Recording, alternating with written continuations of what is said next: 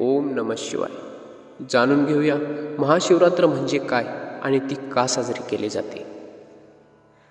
महाशिवरात्री शिवाची महान रात्र आध्यात्मिक कॅलेंडरमधील सर्वात महत्त्वाचा उत्सव आहे. प्रत्येक चंद्रमासातील 14वा दिवस किंवा अमावस्येच्या आधीचा दिवस शिवरात्री म्हणून ओळखला जातो. वर्षभरात येणाऱ्या सर्व 12 शिवरात्रींपैकी फेब्रुवारी ते मार्चमध्ये येणाऱ्या महाशिवरात्रीचे सर्वात विशेष आध्यात्मिक महत्त्व आहे. या रात्री पृथ्वीच्या उत्तर गोलार्धाची स्थिती अशा प्रकारे असते की मानवामध्ये नैसर्गिकरित्या ऊर्जेचे एक उधाण निर्माण होते. हा असा दिवस असतो जेव्हा निसर्ग एखाद्याला ज्याच्या आध्यात्मिक शिखराकडे ढकलत असतो. याचाच उपयोग करून घेण्यासाठी या परंपरेत आपण एक विशिष्ट सण स्थापित केला आहे जो रात्रभर चालतो.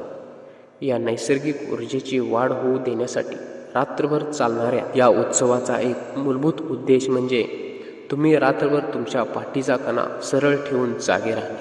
ओम नमः शिवाय.